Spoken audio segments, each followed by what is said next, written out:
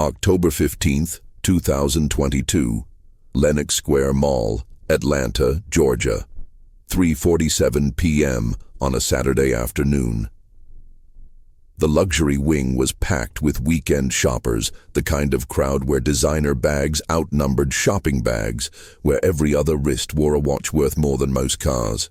Margaret Hayes, 68 years old, walked through the automatic doors of Castellani Fine Jewelry, wearing a simple gray cardigan, blue jeans, and comfortable walking shoes.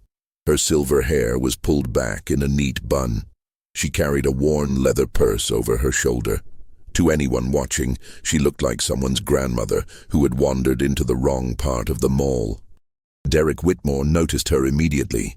Head of security for the entire Lenox Square complex, 35 years old, former Atlanta Police Department officer who had resigned under circumstances the mall management never fully investigated.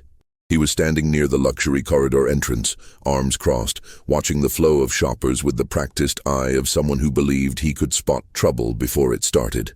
He tapped his radio. "Unit 4, we got a situation developing in the luxury wing. Elderly black female, inappropriate attire for the venue. Currently entering Castellani. Keep eyes on." Inside Castellani, Margaret moved slowly past the displays, her eyes scanning the engagement rings in the main case.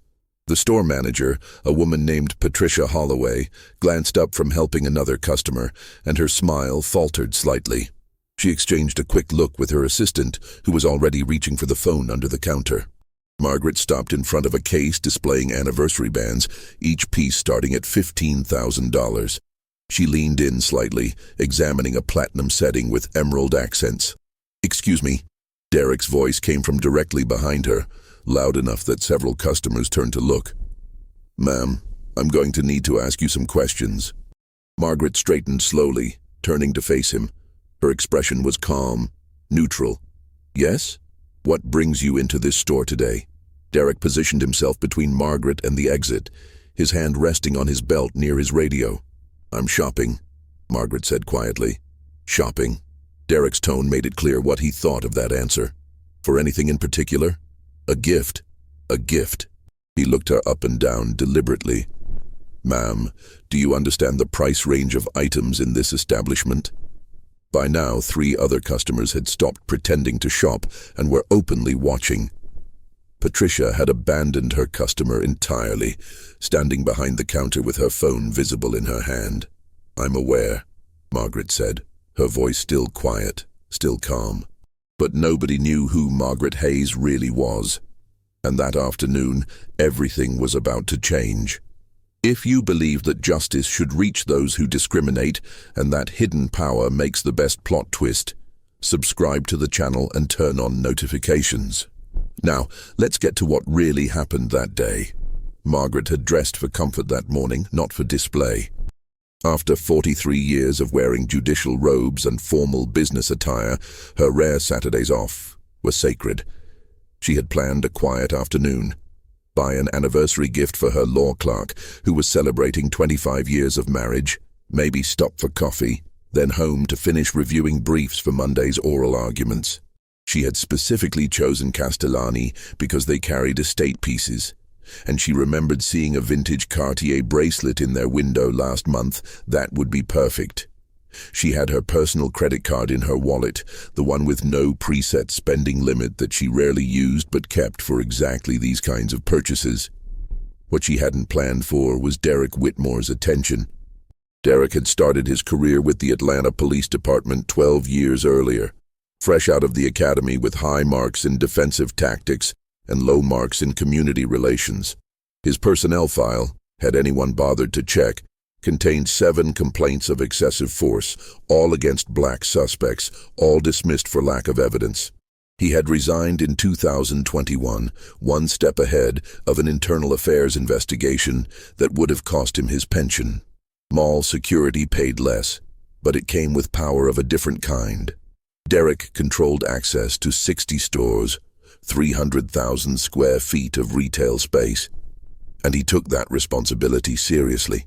In his mind, he was protecting honest shoppers from people who didn't belong.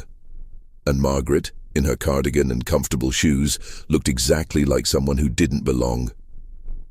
"Mom, I'm going to need to see some identification," Derek said, his voice carrying across the store. Margaret reached slowly for her purse. Derek's hand moved to his belt, where he kept pepper spray and flex cuffs. "Slowly," he warned. She produced her driver's license and handed it to him. He barely glanced at it. "Margaret Hayes, Albany Street address." He handed it back. "That's not exactly this neighborhood, is it?" "I live where I live," Margaret said evenly. "I'm sure you do." Derek turned to Patricia. "Has this woman made any purchases?" "Not yet," Patricia said quickly. "She just came in." "Just browsing then." Derek turned back to Margaret. "See, here's the thing, Ms. Hayes. We get a lot of people who come into these stores just to look. Sometimes they're casing the place for later. Sometimes they're trying to distract staff while someone else does the actual theft. You understand why that concerns me?" "I haven't stolen anything." "Not yet." Derek smiled, but there was no warmth in it. "Tell you what, why don't you show me what's in your purse, just so we can all relax and you can continue your shopping?" Margaret stood very still. "I don't consent to a search." "I'm not asking for your consent. I'm asking you to cooperate, unless you have something to hide." By now, 7 people were watching openly. 2 of them had their phones out. Margaret could see the red recording indicators. She set her purse on the counter, opened it, and stood back. Derek stepped forward and began removing items: wallet, reading glasses, pen, a small notebook, hand sanitizer, tissues, an iPhone in a plain case. He held up the phone. "Expensive phone for someone from Albany Street. It's a phone. Latest model. $1,200 retail." He set it down and continued searching. When he found nothing incriminating, his jaw tightened. He zipped the purse closed and handed it back to her. "All right, you're clean, but I'm going to ask you to leave the store now. I haven't finished shopping." "Yeah, well, I'm finishing it for you. You're making the other customers uncomfortable." "I'm standing quietly looking at jewelry. In clothes that suggest you can't afford to be here, acting suspicious, refusing to cooperate with security." Derek's voice was rising now, playing to the audience.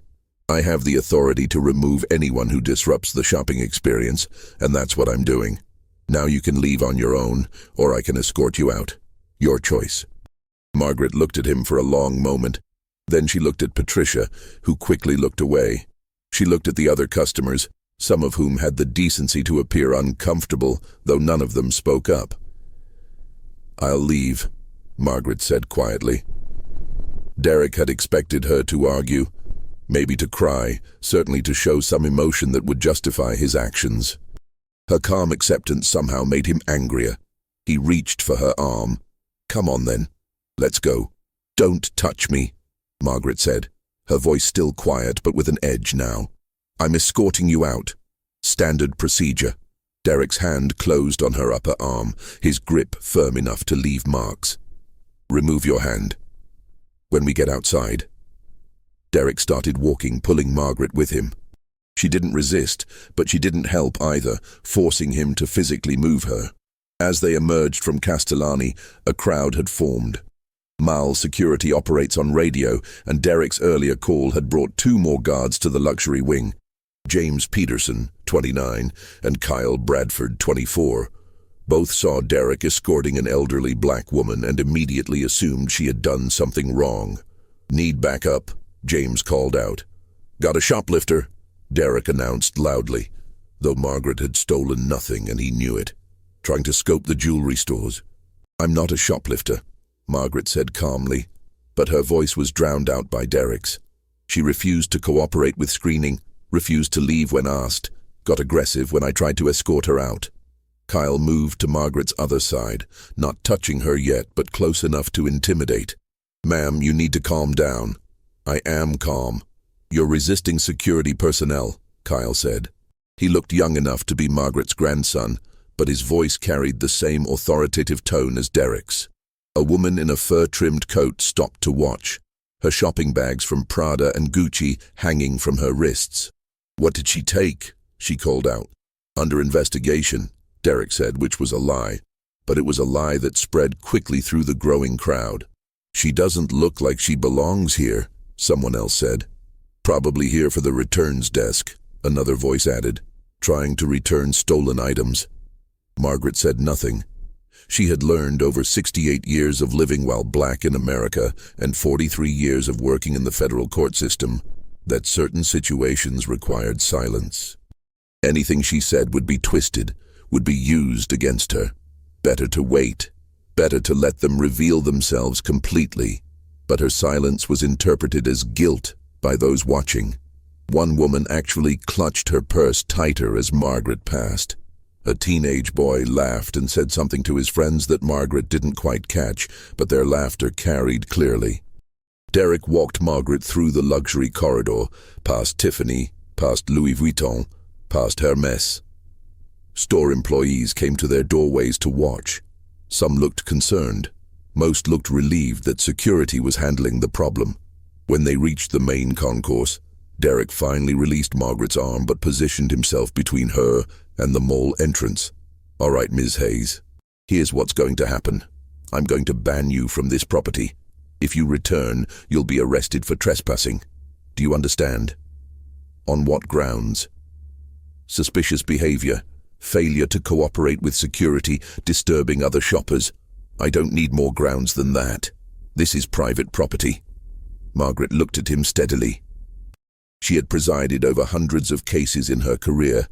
She had sent men to prison for violence, for fraud, for violating the constitutional rights of others. She had written opinions that shaped federal law across 3 states, and she was being banned from a mall by a man who probably barely graduated high school. What happened next occurred in less than 30 seconds, but those 30 seconds would be replayed millions of times. Margaret reached into her purse for her phone. She wanted to document the ban, to have a record of this interaction. It was pure instinct, the habit of someone who had spent decades dealing with legal procedures. Derek saw her reach into her purse and his training, such as it was, kicked in. He lunged forward. "Drop the bag. I'm getting my—" Margaret began. Derek grabbed for the purse. Margaret held on, more from surprise than resistance. And then Derek shoved her. It wasn't a gentle push or a light touch. It was a full 2-handed shove, the kind meant to create distance from a threat. Margaret was 68 years old, weighed 130 pounds, and had no chance of keeping her balance. She stumbled backward, her arms windmilling, her purse flying from her hands. She hit the decorative planter behind her, hard enough that everyone heard the impact. The terracotta cracked. Margaret slid down to a sitting position on the tile floor, her breath knocked out of her, her cardigan torn at the shoulder. The contents of her purse scattered across the polished floor. Her phone skittered to a stop near a teenage girl's feet. The girl picked it up, and her eyes went wide when she saw the lock screen, the seal of the United States Courts, 11th Circuit. But nobody was looking at the phone. They were looking at Margaret, a 68-year-old black woman sitting on the floor of a mall, breathing hard, one hand pressed to her ribs. James and Kyle moved forward immediately. "Stay down," James ordered. At least 40 people were watching now. At least 20 phones were recording. The crowd had that peculiar mix of horror and excitement that comes from witnessing something wrong, but not wrong enough that anyone feels compelled to intervene. Derek stood over Margaret, his own breathing heavy, his face flushed. "You reached for a weapon. You made a threatening move." "My phone," Margaret said quietly, still trying to catch her breath. "I was reaching for my phone." "Sure you were." Derek turned to the crowd. "Everyone see that? She made an aggressive move. I had to defend myself." A woman in yoga pants whispered to her friend. "She must have done something. They don't just attack people." But Margaret was already getting to her feet, moving slowly, carefully. Kyle reached to help her, and she shook her head once, a simple gesture that somehow carried immense authority. "Don't touch me." She gathered her belongings herself. The teenage girl handed her the phone without a word, her face pale. Margaret met her eyes briefly and saw recognition there, saw the beginning of understanding, but said nothing. When she had everything back in her purse, Margaret straightened her cardigan as best she could. The tear at the shoulder exposed her collarbone. There would be bruises tomorrow, deep ones, across her back and ribs. "You're lucky I don't have you arrested," Derek said. "Now get out and don't come back." Margaret looked at him. She looked at James and Kyle. She looked at the crowd, at the dozens of phones, at the store employees watching from their doorways, at the mall management who had hired Derek despite his record, at the system that had given him power over people who looked like her. And then, without a word, she turned and walked toward the exit. Her gait was steady despite the pain. Her head was high. She didn't hurry. She didn't look back. The crowd parted for her in silence. Nobody understood the significance of what they had just witnessed. Margaret walked through the parking lot to her car, a modest Honda Accord that she had driven for 8 years. It was the kind of car that attracted no attention, that made no statements, that allowed her to move through the world without announcing who she was. She sat in the driver's seat for 3 minutes without starting the engine. She ran through a mental checklist, the same methodical thinking that had carried her through law school at Howard, through clerking for a Supreme Court justice, through 26 years on the federal bench. The pain in her ribs was sharp, but not severe. Likely bruising, possibly a crack, but she could breathe deeply without agony, so probably nothing requiring immediate medical attention. She would go to the emergency room anyway, though. Documentation mattered. Her phone had 17 missed calls. She had silenced it during lunch and forgotten to turn the ringer back on. 3 calls from her husband, Thomas. 6 from her clerk, probably with questions about Monday's cases. 8 from a number she didn't recognize, which meant it was probably someone from the courthouse trying to reach her on a Saturday. She didn't return any of them yet. Instead, she opened her text messages and sent one text to Thomas. "I'm fine. Coming home soon, don't worry." Then she started the car and drove to Emory University Hospital, where she had privileges due to her position and where the staff knew her by sight. She didn't go to Grady, the public hospital, because she didn't want to wait 6 hours in the ER with a bruised rib. She went where federal judges went, where documentation would be clean and immediate, where her word would not be questioned. The ER doctor, a woman named Dr. Sarah Chen, who had testified as an expert witness in 3 of Margaret's cases, took one look at her and said, "Judge Hayes, what happened?" "I was shoved at a mall. I need you to document my injuries and give me copies of everything." Dr. Chen's expression tightened, but she nodded and began the examination.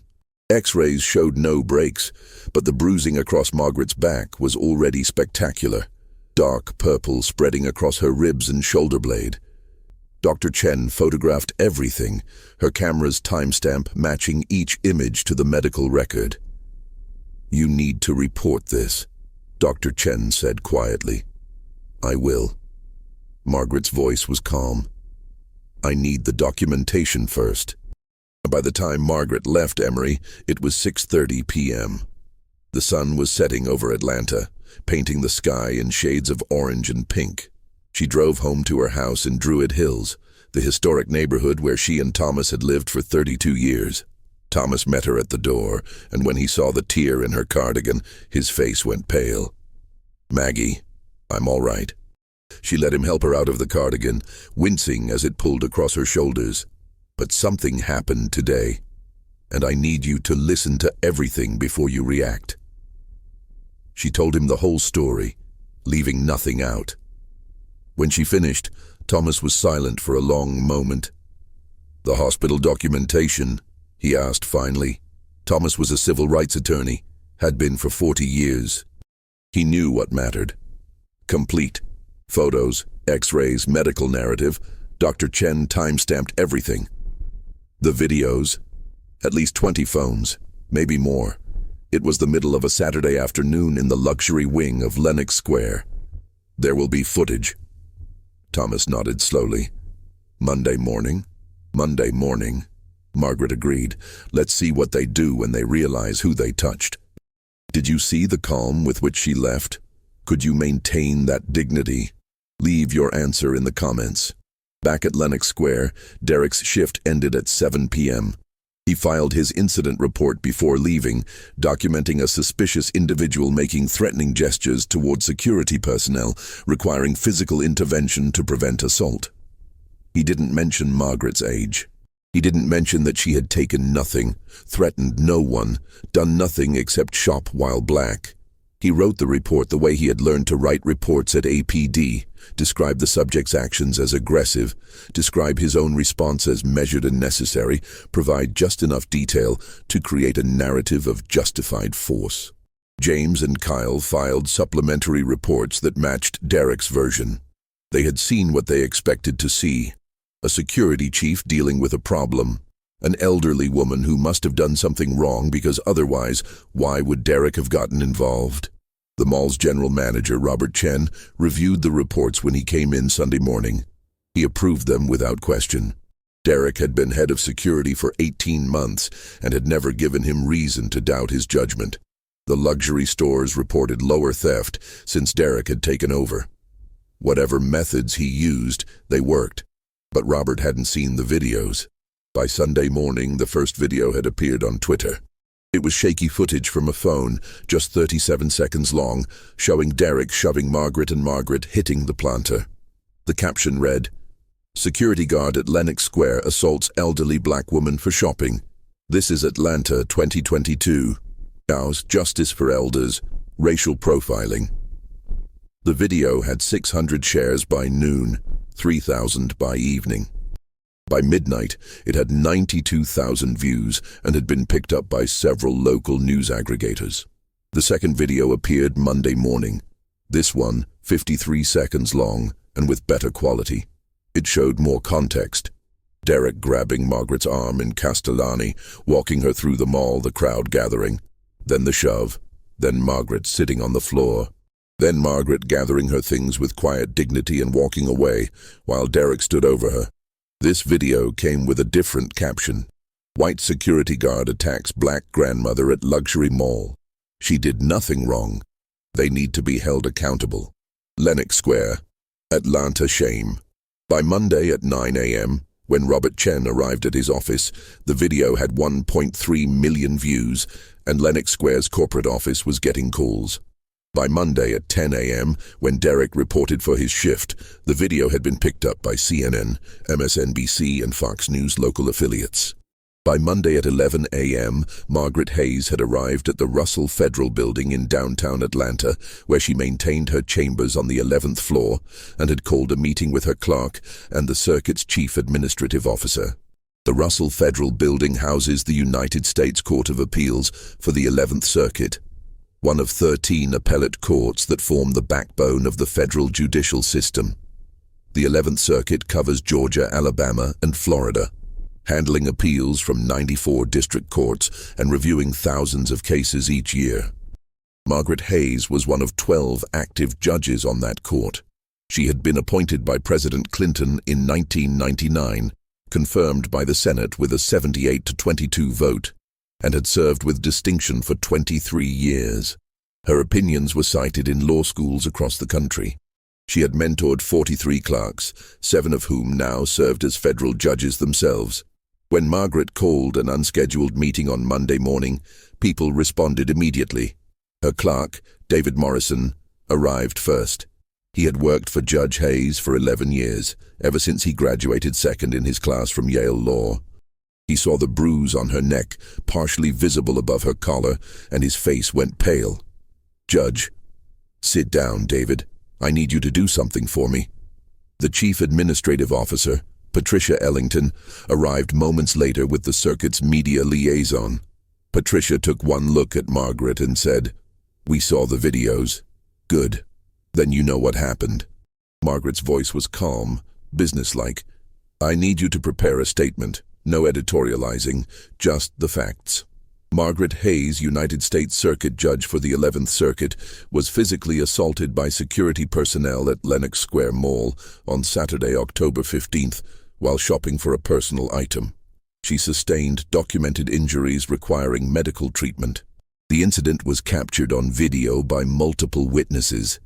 Judge Hayes has filed a formal complaint with the Atlanta Police Department and is cooperating with their investigation. Patricia was typing as Margaret spoke. Judge, this is going to be huge. I know, that's why we're getting ahead of it, Ed. David, I need you to pull every case we've handled in the last 5 years involving excessive force by security personnel or law enforcement. I want to know if we've ever ruled on anything similar. You're not recusing yourself. David looked surprised. From what? I'm not filing a federal case. This is a state criminal matter and a private civil matter. But I want to know our precedent because the press is going to ask. The media liaison, a young woman named Jennifer Park, cleared her throat. Judge Hayes, with respect, I think you're underestimating the response. That video has 3 million views now. It's on every major news site. People are furious. Good, they should be furious. What Derek Whitmore did was assault. What Lenox Square allowed to happen was negligence. They chose to hire a man with 7 excessive force complaints and didn't bother to do proper background checks. That's actionable. Are you suing? Jennifer asked. Margaret smiled slightly. I'm considering my options, but first I'm going to let them realize exactly who they touched. At Lenox Square, Robert Chen's Monday morning had gone from bad to catastrophic. His corporate office had called twice. The mall's PR team had called 4 times. 3 news vans were in the parking lot, and Derek Whitmore was sitting in his office looking confused and defensive. I did everything by the book, Derek insisted. She was acting suspicious. She refused to cooperate. She reached into her bag. For her phone. Robert interrupted. Derek, do you know who that woman is? Some lady from Albany Street. I checked her ID. Robert turned his computer screen around. On it was the 11th Circuit's official website, showing the photographs and biographies of all 12 active judges. He pointed to Margaret's photo, formal judicial portrait, black robes, American flag in the background. That is Margaret Elizabeth Hayes, United States Circuit Judge. She was appointed by President Clinton. She has served on the federal bench for 23 years. She is one of the most respected jurists in the South. And you shoved her into a planter because she was shopping while black. Derek's face drained of color. That can't be. It is, and there are 40 videos proving it. And she filed a complaint with APD this morning, and CNN is calling me every 15 minutes asking for comment. And our insurance company is already drafting settlement offers. Derek, you're fired, effective immediately. Security will escort you out. You can't, I can. You assaulted a federal judge. You created a liability that could bankrupt this mall. You're done. James and Kyle are suspended pending investigation. And if you're smart, you'll get yourself a very good lawyer, because Judge Hayes has every right to file criminal charges, and I promise you the DA will prosecute. Derek left in a daze. By the time he reached his car, his phone was ringing, James wanting to know what was happening. Then Kyle. Then his ex-wife, who had seen the video and was calling to scream at him for embarrassing their daughter. By Monday afternoon, the video had 6 million views. By Monday evening, it was trending #1 on Twitter.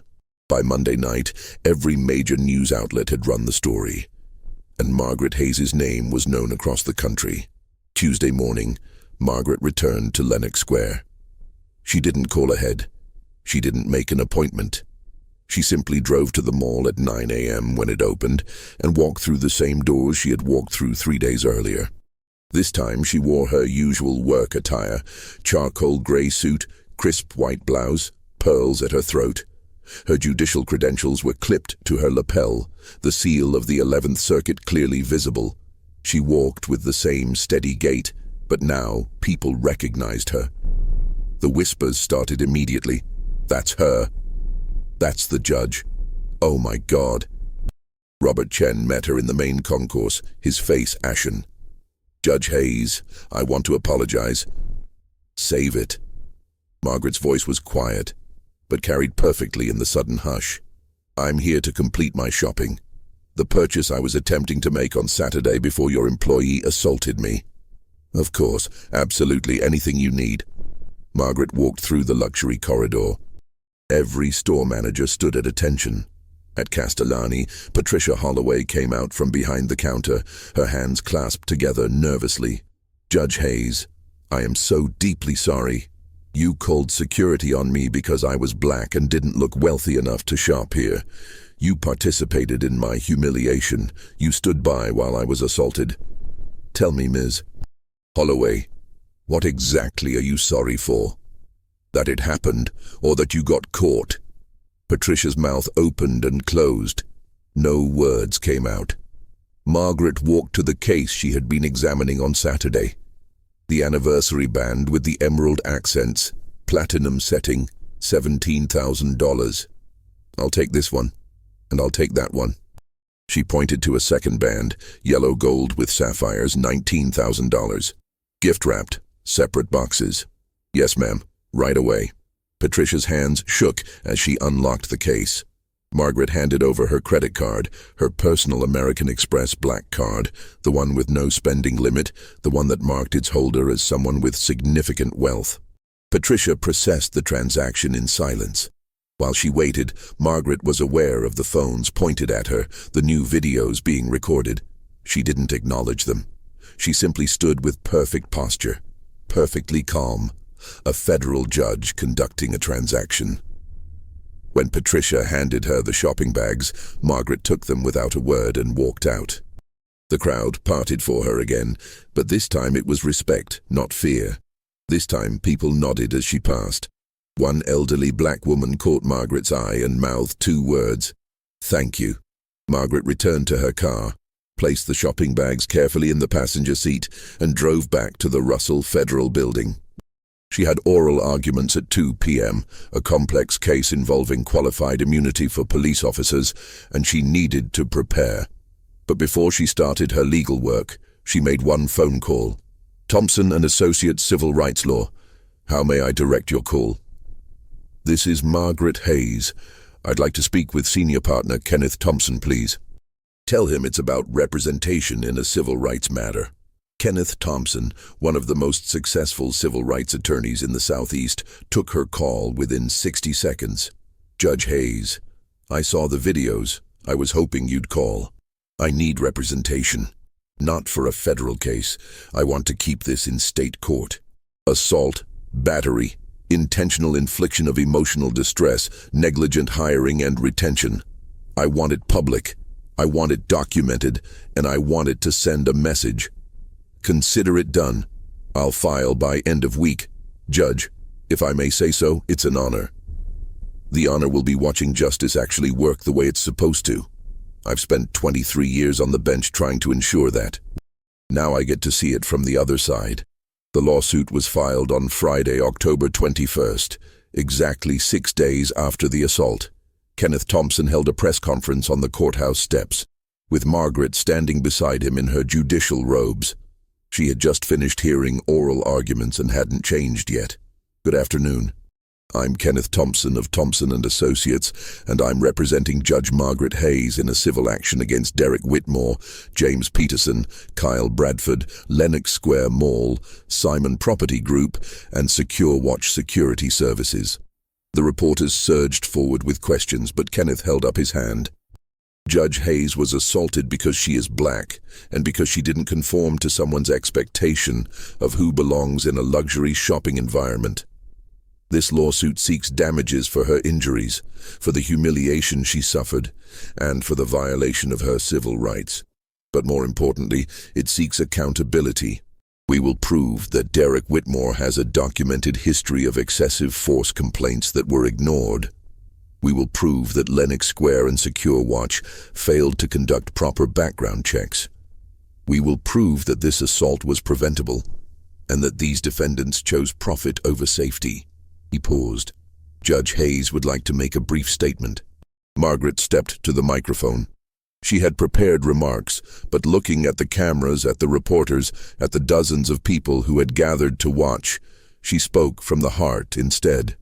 "I am a federal judge. I have presided over thousands of cases. I have sworn to uphold the Constitution and to ensure equal justice under law. But on October 15th, I was just another black woman shopping in a space where someone decided I didn't belong. What happened to me happens every single day to people who don't have my credentials, my position, or my platform. This lawsuit isn't about me. It's about every person who has been profiled, humiliated, and assaulted for the crime of existing in a body that makes someone else uncomfortable. Thank you. The press conference lasted 45 minutes. By evening, it had been viewed 20 million times. The consequences arrived with mathematical precision. Derek Whitmore was arrested on Friday evening and charged with simple battery and assault. His mugshot appeared on every news site by Saturday morning. His bail was set at $50,000. He couldn't make it and spent the weekend in Fulton County Jail. When he was released Monday morning, he found that his apartment had been vandalized. Someone had spray-painted "racist" across his front door in red letters 3 feet high. His truck had 4 slashed tires. His ex-wife had filed an emergency motion to restrict his custody rights because their daughter was being bullied at school due to his actions. But the real consequences were just beginning. The Georgia Peace Officer Standards and Training Council, which regulated security licenses in the state, opened an investigation into Derek's certification. By Wednesday, they had pulled his entire employment history from APD. By Friday, they had revoked his security license permanently. He could never work security in Georgia again. The Atlanta Police Department, stung by the revelation that one of their former officers had assaulted a federal judge, reopened the internal affairs investigation that had led to Derek's resignation. They discovered what they should have discovered in 2021. Derek had lied on multiple incident reports, had used excessive force on at least 11 occasions, and had cost the city $475,000 in settlement payments to victims. APD issued a statement apologizing for their failure to properly investigate Derek's conduct and announced policy changes for how they handled officer resignations. It was cold comfort, but it was something. James Peterson and Kyle Bradford were fired within 2 weeks. Their careers in security were effectively over. No company would hire them after their names had been plastered across national media as accomplices to a racist assault. SecureWatch Security Services, the company that employed all 3 men, lost their contract with Lenox Square immediately. They lost contracts with 7 other Simon Property Group malls within the month. Their annual revenue dropped from $12 million to $4.3 million. By December, they had filed for Chapter 11 bankruptcy. Simon Property Group, the parent company of Lenox Square, faced a shareholder lawsuit alleging that management had created a culture that permitted racial profiling. Their stock dropped 11% in 1 week, representing a loss of market capitalization of approximately $1.7 billion. But the most devastating consequence was still coming. On November 3rd, the Department of Justice announced a federal civil rights investigation into Simon Property Group's policies and practices regarding security and racial profiling. The investigation would eventually reveal that Derek's hiring was not an isolated incident. Simon malls across the country had hired security personnel with histories of excessive force, had failed to implement proper training on civil rights and de-escalation, and had created an environment where people of color were routinely profiled and harassed. The DOJ investigation would lead to a consent decree requiring Simon to implement comprehensive civil rights training, to create an independent oversight board for security complaints, and to pay $10 million in compensation to victims who had been profiled or assaulted at Simon Properties nationwide. Margaret's lawsuit settled in January 2023 for $4.2 million. She donated every penny to the Southern Poverty Law Center and the NAACP Legal Defense Fund. Derek Whitmore's criminal case went to trial in March 2023. The jury deliberated for 90 minutes before convicting him of battery. The judge sentenced him to 2 years in prison with 18 months suspended, meaning he would serve 6 months in Fulton County Jail, followed by 2 years of probation. But Derek's real punishment was social. His name was now permanently associated with racist violence. A Google search of Derek Whitmore returned 47 million results, every single one related to the assault. He couldn't get a job. He couldn't rent an apartment. Landlords found reasons to reject his applications. His daughter wouldn't speak to him. His parents had disowned him. By the time Derek was released from jail in September 2023, he had lost everything. His career was gone. His family was gone. His reputation was destroyed beyond repair. He worked odd jobs for cash, lived in a rented room in College Park, and avoided public places where someone might recognize him. He appealed his conviction. The appeal was heard by the 11th Circuit Court of Appeals in November 2023. The three-judge panel that reviewed his case included Judge Margaret Hayes, who wrote a concurring opinion that became one of the most cited opinions of the year. The appellant argues that his use of force was reasonable under the circumstances, she wrote. But what were the circumstances? A 68-year-old woman, shopping quietly, who had committed no crime, threatened no one, and done nothing except fail to conform to the appellant's prejudiced expectations of who belongs in a luxury retail environment. The appellant's perception of threat was manufactured entirely from racial bias. This court finds no error in the trial court's finding that the appellant's conduct was criminal, and we affirm his conviction. Derek's appeal was denied. His conviction stood. Today, 3 years later, Derek Whitmore is 41 years old and works as a night janitor at a warehouse in Macon, Georgia. He lives alone. He has no contact with his daughter. He still owes $18,000 in legal fees from his criminal defense. He will never work in security or law enforcement again.